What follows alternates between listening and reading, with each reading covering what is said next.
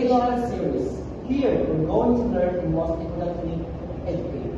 If you are a beginner, we are here to guide you every step of the way.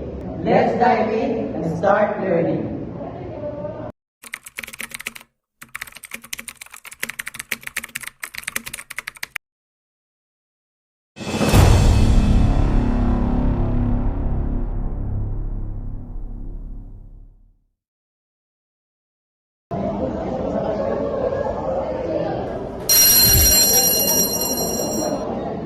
This is way back before my senior high school days. I've noticed I was being bullied with my so-called friend kapag wala ako. They talk bad about me behind my back.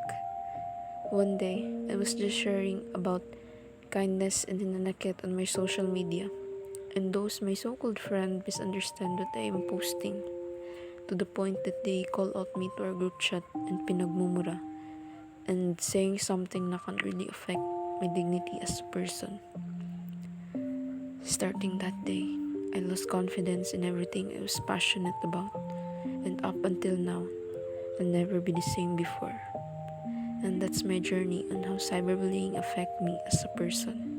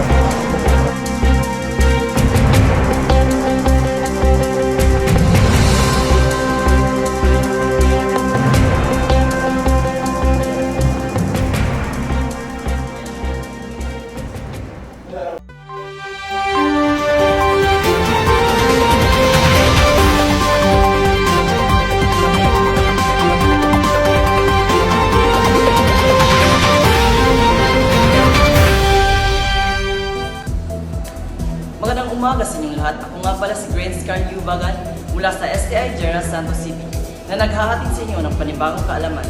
Bago ang lahat, alamin natin kung ano nga ba ang cyberbullying. Bri, ano nga ba ito? Para sa kalaman ng karamihan, ayon sa Federal Government website ng Department of Health and Human Services, ang cyberbullying ay tumutugong sa pambubuli gamit ang mga digital devices katulad ng laptop, computer, at cellphone. Kasama sa cyberbullying ang pagpo-post o pagbabahagi ng negative o masamang impormasyon tungkol sa mga tao na nagdudulot ng kahihiyan, personal community, naguulan, by safety. Magandang hapon, Emerald. Andito tayo ngayon sa STI General Santos City upang maghanap ng pwedeng interview tungkol sa cyberbullying.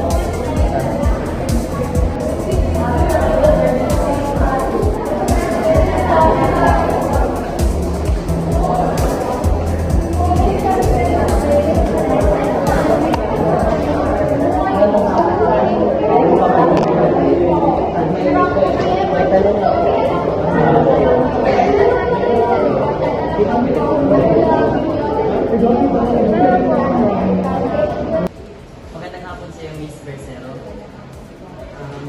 Tanong ko lang po, ano pong ideya mo tungkol sa cyberbullying? Cyberbullying po, kasi lang po ito sa internet. May katanungan ka ba tungkol sa cyberbullying?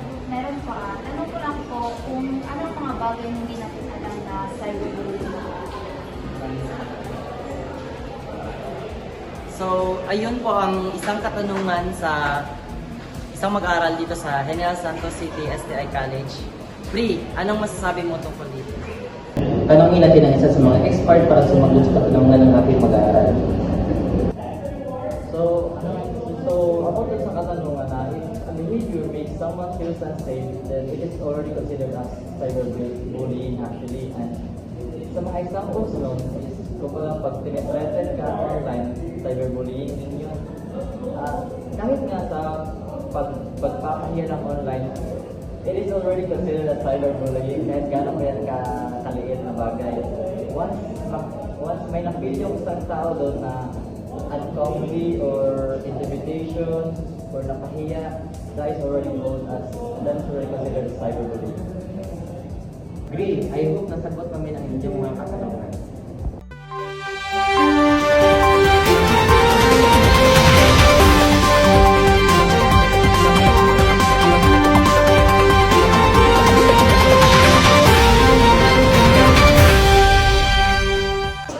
Ngayon naman ay dadako tayo sa iba't ibang uri ng cyberbullying. Una, harassment. Ito ay ang pagsisend ng offensive o threatening messages. Pangalawa, outing or doxing. Ito naman ay ang pagkakalat ng personal information online na walang consent sa may-ari. Pangatlo, trickery.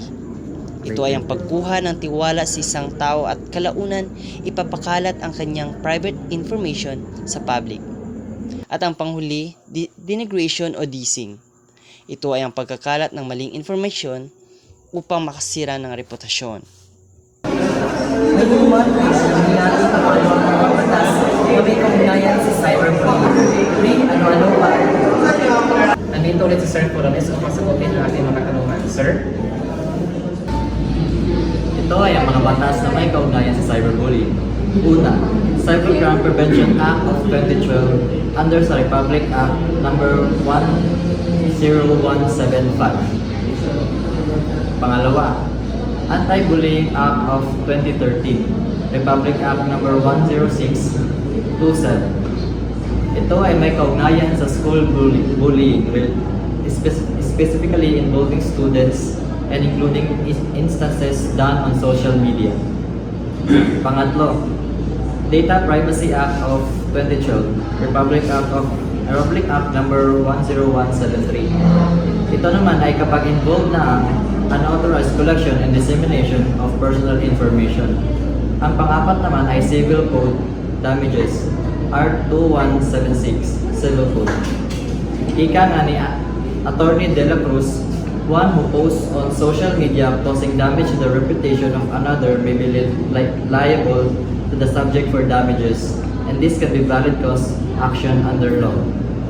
At ang panghuli, Safe Spaces Act, Republic Act 11313. The Philippines addresses various forms of sexual harassment, including online sexual harassment and some other things. It promotes a culture, respect, and security both in physical and online spaces. Kaya kung nakakaranas ka ng cyberbullying, huwag matakot at pwede mo silang kasuhan. Iyon lang.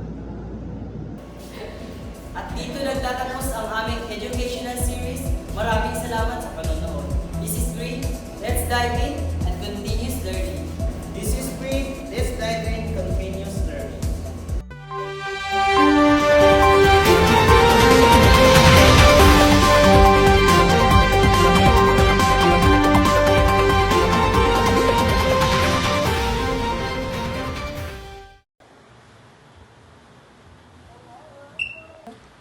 Grabehan din ang epekto sa cyberbullying pa uy kasi sa makaranas ang victim o kanang depression, anxiety, makaano pag islag mga suicidal thoughts. Luya ra sad kayo uy. Ay anak, kanang ini ngay mga napambuli sa mga picture, mga video. Dapat kanang naka-evidence ba para maano nila. Okay, mamay lang gusto ko kanang masukuan tao if ever kanang may tabo sa maulit para naka-evidence kanang isave ito mga video or picture na ibang bully sa mga. True jud pa. Kaya gani mas maayo na lang mga friend na lang ako sa makailan ako sa ako ipang-add sa Facebook kay para kanang makaiwas ko sa mga inana. Ama ginanak. Na ito kanang pangusit og plato kay nagintag ko ng bason. Kamu ka ay.